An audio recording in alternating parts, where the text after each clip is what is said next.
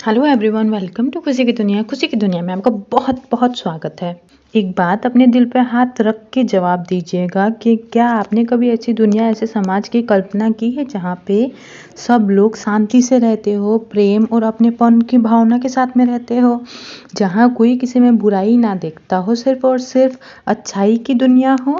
अच्छा, कल्पना नहीं भी किए होंगे। क्या आप ऐसी दुनिया चाहते हैं जहाँ पे अगर आपका जवाब हाँ है तो यकीन मानिए कि ये समरी हमको ऐसी दुनिया पाने और बनाने में हेल्प करेंगी। तो चलिए स्टार्ट करते हैं आज की summary. Start where you are, a guide to compassionate living, जिसे लिखा है पेमा चटर्टन ने। पेमा चटर्टन एक ऑथर, टीचर और बुद्धिस्ट है।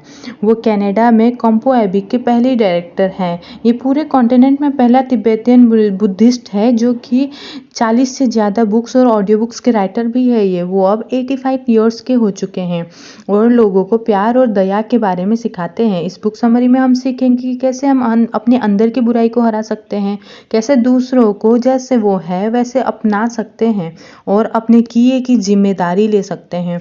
हम ये भी सीखेंगे कि कैसे खुद को प्यार करना है और दया दिखा करके पूरी जिंदगी को प्यार देना है। स्टार्ट वेयर यू आर शुरुआत है एक खुशहाल सुखी जीवन की और कम मुश्किलों से भरी हुई दुनिया की। तो चलिए इस बुक समरी को स्टार्ट करते हैं। Where you are by Pema. तो बदलाव या चेंज का मतलब सिर्फ अपनी रोजमर्रा की आदतों को बदलना नहीं। हम जैसा महसूस करते हैं, जैसा सोचते हैं, यह बदलाव, यह चीज उनके बारे में है। कोई भी बदलाव लाना मुश्किल होता है, इसीलिए ये समरी दुनिया को देखने का एक नया नजरिया सिखाएंगे हमको। खुद में बदलाव ला करके हम एक बेहतर दुनिया बना सकते हैं।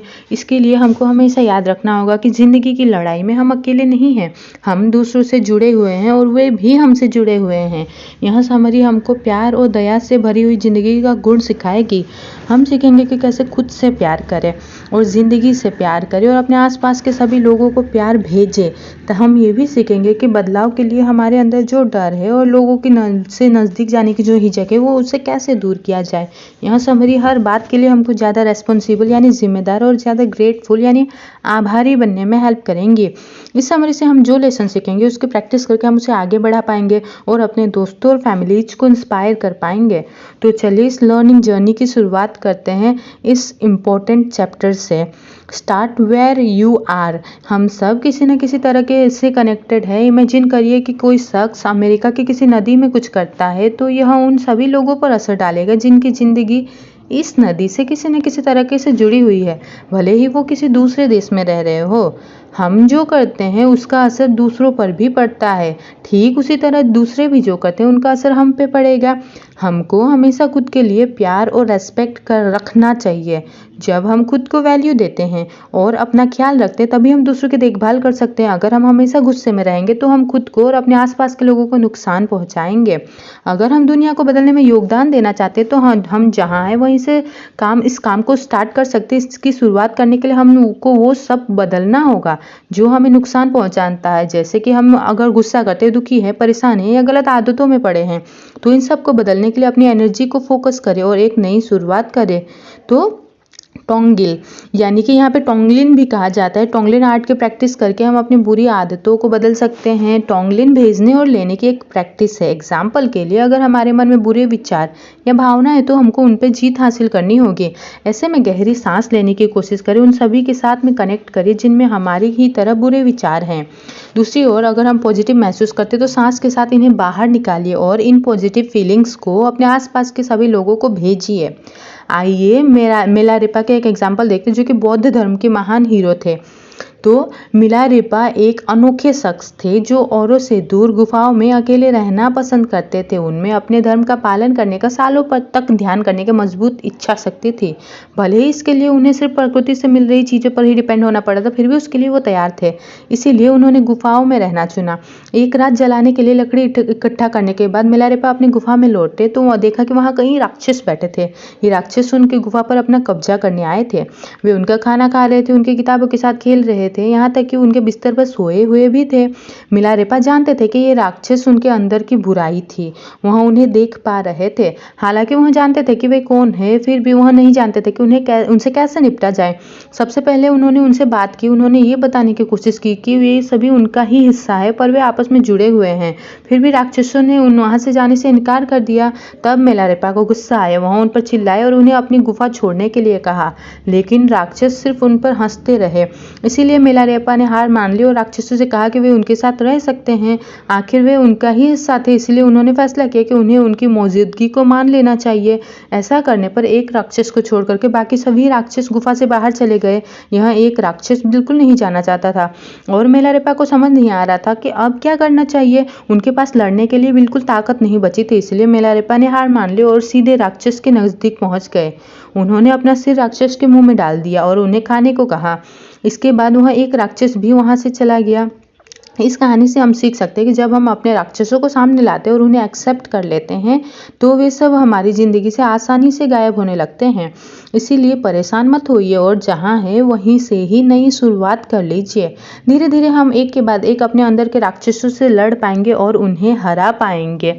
और be great to everyone. Life में हमको हर किसी का हर चीज़ का एहसान मानना चाहिए।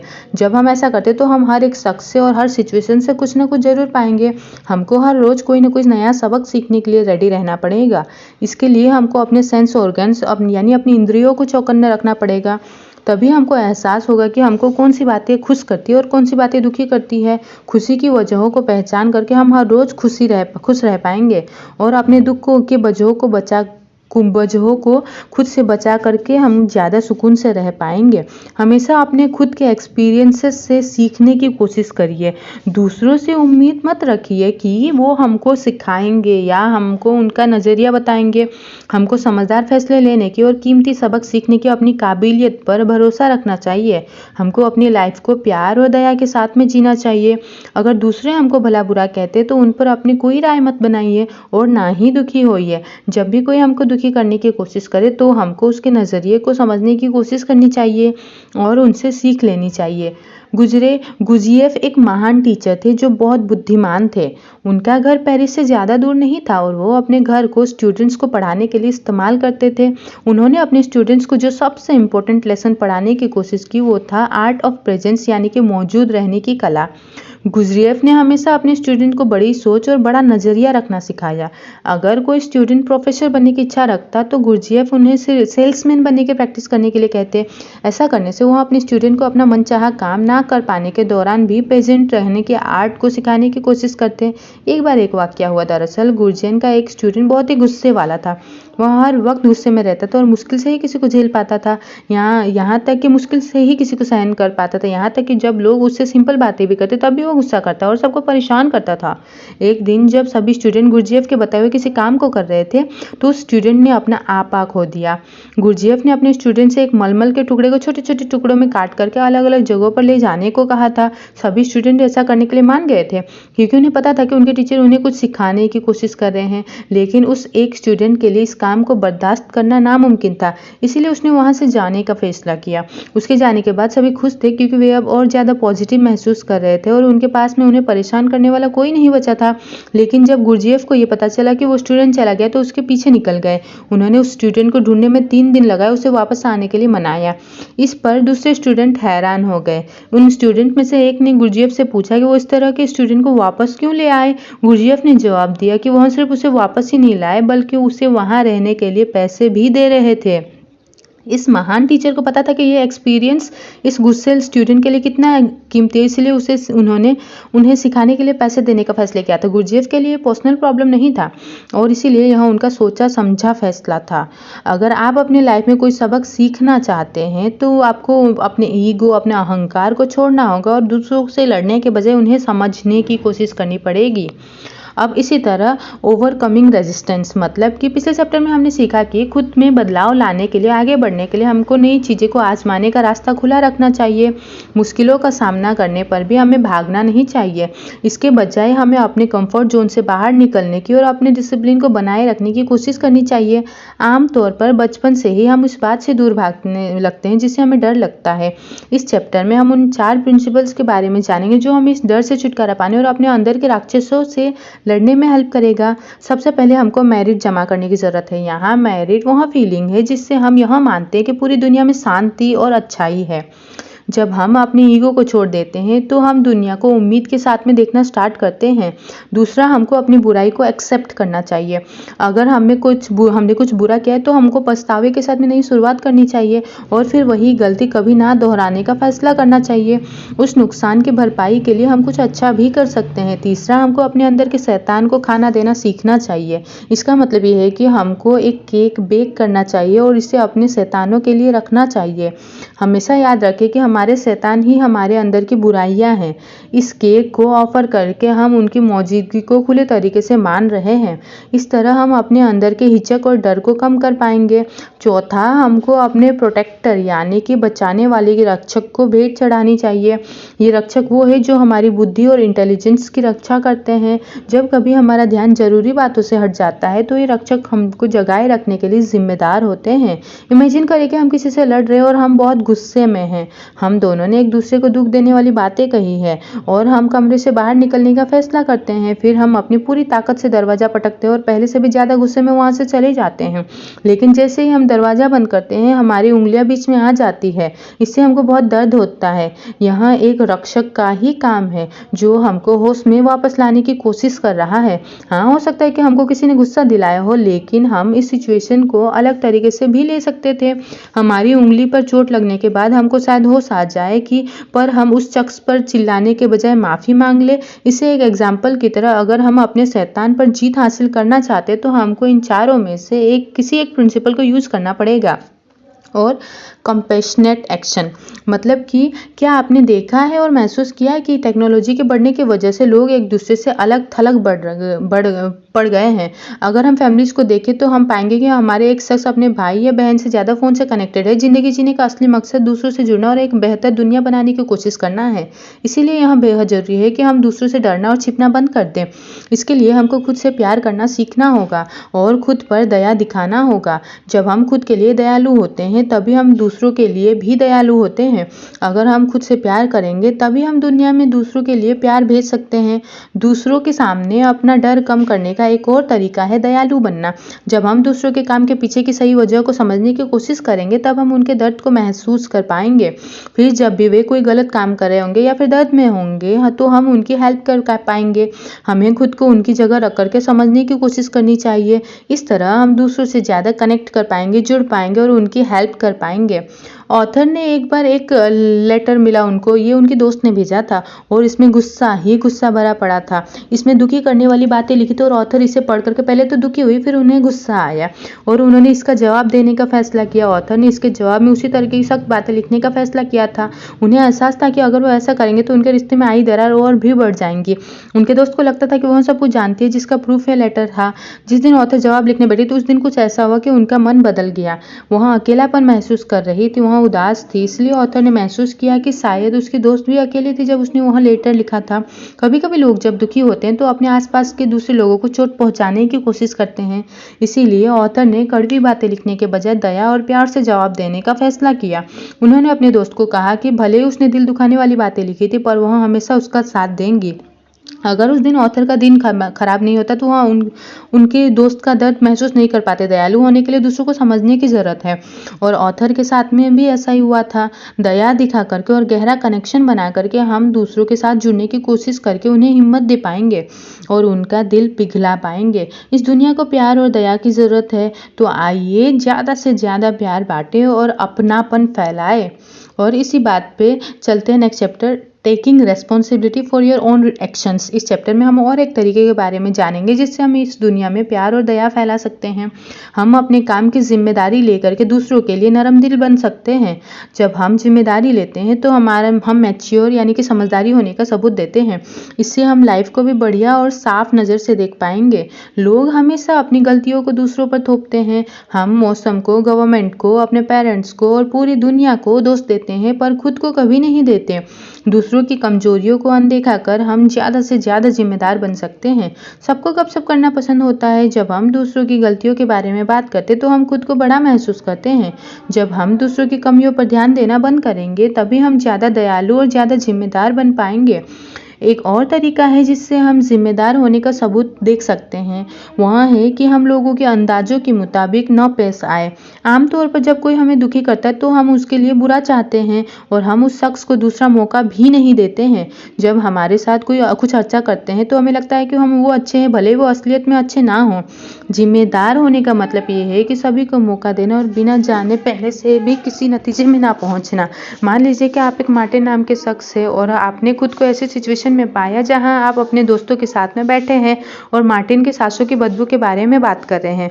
फिर आप उनके बालों की, उनके अजीब से हंसी और उनके दिमाग के बारे में बात करना स्टार्ट कर देते हैं। कभी कभी हम इस हकीकत को मानना इनकार कर देते हैं कि हमको दूसरे लोगों की कमियों, उनकी गलतियों को के बारे में बात करना अच्छा लगता है, जिस पर हम कहते हैं कि हमारा मकसद उन्हें नुकसान पहुंचाने का नहीं था। लेकिन असल में हम गलत कर रहे हैं, हम गैर जिम्मेदार हो रहे हैं। एक और वजह जिसे हम दूसरों की कमियां निकालना पसंद करते हैं, ये हमें महसूस कराता है कि हम बेहतर हैं। भले ही हम मार्टिन के मुंह पे बात ना करें, लेकिन हम जब भी उसके बारे में मिलेंगे हम उसके बारे में बुरा ही सोचेंगे। हम इस बारे में सोचेंगे कि हमको मार्टिन के कपड़ों की चॉइस और उसके चलने का ढंग पसंद नहीं है। हम उसके बारे में बुरा सोचने लगेंगे। फिर भी हम स्माइल करने की कोशिश करने लगे और जब भी वो हमको घूरेगा हमको उससे और भी ज़्यादा नफरत होगी। अगर अब हम उससे दोस्ती करने की कोशिश भी करेंगे तब भी वो हमको ठंडी नज़रों से देखेगा। हमारे पास मार्टिन के लिए सिर्फ बुरे विचार है, इसलिए हो सकता है कि हमको इस बात का एहसास ना हो कि हम गैर जिम्मेदार हो रहे हैं। अगर हम एक सेकंड के लिए सोचते कि अगर उसे पता चल जाए कि हम उसके बारे में क्या सोचते तो वो कैसा महसूस करेगा, तो शायद हम दयालु होते। बस मार्टिन की जगह खुद को रखने की कोशिश करें, तब आप देखेंगे कि आपकी सोच कितनी अलग है। इससे हम और ज़्यादा दयालु और जिम्मेदार बन पाएंगे। अब नेक्स्ट है ट्रेन होल हार्टेडली, मतलब कि अपनी लाइफ को बदलने के प्रिंसिपल्स को सीख करके अब वक्त है उन्हें अपनी लाइफ में अप्लाई करने का। किसी भी तरीके का बदलाव डरावना होता है, खासकर अगर यहाँ अपने और दूसरों के लिए खुलेपन को अपनाना और दयालु बनने के बारे में हो। तो अगर आपकी ज़िंदगी में मुश्किलें आए और लोग आपको दुख भी पहुंचाए, तब भी आपको अपनी ईगो को छोड़ करके इंसानियत को अहमियत देनी चाहिए। जब तकलीफ बढ़ती है तो याद रखिए कि आप ऐसा इसीलिए करें ताकि हम दूसरे तक अपना प्यार और दया भेज सके। यह इंसानियत को अच्छाई वापस लौटाने का वक्त है। अपने आप को एक चील की तरह मानिए जो आसमान में ऊंची उड़ान भर सकती है, लेकिन आपके कपड़ों की वजह से अब आप उड़ नहीं पा रहे हैं और वक्त गुजरने के साथ आप उड़ना भूल गए हैं। अगर आपको फिर से उड़ान भरनी है तो आपको अपने कपड़ों को छोड़ना होगा। इसका मतलब ये है कि आपको अपनी असलियत को अपनाना होगा, तभी जो कुछ भी हकीकत है हम उससे जुड़े रह पाएंगे और इससे हम दूसरों के साथ भी जुड़ पाएंगे। अब आगे बात करते हैं। मारपा एक ट्रांसलेटर और टीचर है। उन्होंने तिब्बत से इंडिया जाने तक पैदल जाने का फैसला किया इस उम्मीद में कि वे कुछ कीमती बातें सीख पाएंगे। एक बार जब मारपा इंडिया में घूम रहे थे तो उनकी मुलाकात एक टीचर से हुई। यह टीचर उनके ही साथियों में से एक थे जिनके साथ वे आमतौर पर अपने नोट्स को कंपेयर करते थे कि किसने अपने सफर से ज्यादा सीखा। ये टीचर मारपा से जलता था और उससे ज्यादा सीख पा रहे थे, इसीलिए उसने बारे में कुछ करने का फैसला लिया। एक दिन जब वे नाव से नदी पार कर रहे थे तो उसने मारपा की सारी किताबें पानी में फेंक दी। मारपा को बहुत बुरा लगा, लेकिन उन्होंने महसूस किया कि उन्हें बुरा नहीं मानना चाहिए। मारपा को एहसास था कि इन किताबों से उन्होंने जो कुछ सीखा था वह सब अब उनकी जिंदगी का हिस्सा बन चुकी थी, जिन्हें अब याद रखने के लिए उनको किताबों की जरूरत नहीं थी। इस समरी में दी गई और सिखाई गई बातों को प्रैक्टिस करके हम ऐसे स्किल सीख पाएंगे जो हमारी जिंदगी का हिस्सा बन जाएंगे और हमारी पहचान भी बन जाएगी। इससे बहुत कुछ बदलेगा, जैसे कि जिस तरह से हम चीज़ों को देखते हैं, सुनते हैं, यहाँ तक कि सूंघते हैं, सब कुछ बदल जाएगा। और अब आ गया है कंक्लूजन की बारी। तो पेमा चोडन एक बुद्धिस्ट टीचर है जो कि दुनिया भर के लोगों को शांति से जीने का हुनर सिखाती है। इस समरी में उन्होंने दया और प्यार से जीने के प्रिंसिपल के बारे में बताया है। इस समरी से हमने लाइफ के कुछ बेशकीमती लेसन सीखे हैं। सबसे पहले हमने दूसरे लोगों तक पॉजिटिविटी भेजने और उनके दुख को बांटने के लिए टोंगलेन तरीका सीखा। दूसरा हमने सीखा कि हमको हर किसी का और हर चीज के लिए एहसानमंद महसूस करना चाहिए। ऐसा करने पर हम अपनी लाइफ में और भी ज्यादा खुले दिल से कुछ नया सीखने के लिए रेडी हो पाएंगे। इससे हम आगे बढ़ पाएंगे और अपनी संभावनाओं को बढ़ा पाएंगे। तीसरा, क्योंकि हम किसी भी तरीके के बदलाव को अपनाने से डरते हैं, अपने इस डर को भगाने के लिए भरोसा करना सीख पाएंगे, अपनी गलतियों को मानना सीख पाएंगे और अपने अंदर के शैतान को पहचान लेंगे और अपने रक्षक का इस्तेमाल भी सीख जाएंगे। चौथा, हमने जाना कि अपने अंदर से लोगों का डर कैसे दूर किया जा सकता है। हमने दया के साथ सोचना और खुद को दूसरों की जगह पर रखना सीखा। इस तरह हम लोगों को ज्यादा प्यार बांटने और अपना असर छोड़ने में कामयाब हो पाएंगे। आखिर में हमने सीखा कि हम एक जिम्मेदार शख्स कैसे बन पाएंगे। दूसरों के बारे में बुराई करना और दूसरों को दुख देना, इन सब से बच करके हम लोगों के साथ मजबूत और एक पॉजिटिव रिश्ता बना पाएंगे। हमेशा याद रखिए कि प्रैक्टिस करने पर ही कोई परफेक्ट बन सकता है। इस नई फिलोसॉफी को अप्लाई करना शुरू में मुश्किल हो सकता है, लेकिन हमको इसके बड़े फायदे के बारे में भी सोचना चाहिए और भी ज़्यादा दयालु होकर के हम दुनिया में ज़्यादा प्यार भेज सकते हैं। मुश्किल घड़ी में सभी को प्यार चाहिए होता है ना? तो इसीलिए हर रोज़ प्यार भेजने की प्रैक्टिस कीजिए और आइए हम शांति और प्यार से भरी दुनिया बनाएं। तो अब मेरी एक बात का जवाब दीजिए, जब आप इस समरी को सुन रहे थे, पढ़ रहे थे, क्या उतनी देर के लिए आपको शांति का एहसास नहीं हुआ ना? तो सबसे पहले तो ये स्टेप लीजिए कि फिर जरा ये सोचिए कि जब केवल 30 मिनट शांति की बातों का चिंतन करने से, उसको पढ़ने से, उसको सुनने से शांति और प्रेम खुद महसूस कर सकते हैं, तो बाकी के समय भी हमको क्या सोचना चाहिए, किस तरीके की बातों का चिंतन करना चाहिए और किस एहसास में रहना चाहिए, क्योंकि जो हम सोचते हैं वही हम महसूस करते हैं और वही हम वाइब्रेट भी करते हैं। एक व्यक्ति एक इकाई का काम करता है। एक इकाई में यानी कि एक डिजिट में, एक अंक में परिवर्तन आता है तो सारे डिजिट, सारे अंक बदल जाते हैं। इसी तरीके से एक इंसान में जब बदलाव आता है तो उसका घर परिवार, उसके आसपास का माहौल, उसके कमरे की वाइब्रेशंस भी असर करने लगते हैं। बात सिर्फ इतनी है कि हम दूसरों को चेंज करने की कोशिश करते हैं, खुद को नहीं, और बदलाव की शुरुआत खुद से होती है। तो इसलिए तो इस समरी का नाम है स्टार्ट वेर यू आर। हम बदलेंगे तो जग बदलेगा और परिवर्तन से ही अपने self transformation lead to world transformation. तो आपको अब सिर्फ रीडिंग नहीं, हमको अपनी लाइफ में इसको इम्प्लीमेंट, जो भी बुक्स पढ़ते हैं, जो भी नेगेटिविटी को छोड़ करके पॉजिटिविटी हम लोग पढ़ते हैं, उसको अपने अंदर लेना है, तभी हम चेंज हो पाएंगे और अपनी ड्रीम्स के ऊपर में और भी काम कर पाएंगे। और तो मिलते हैं नई समरी के साथ, तब तक मैं रखिए अपना ढेर सारा ख्याल। Thank you for listening this audio.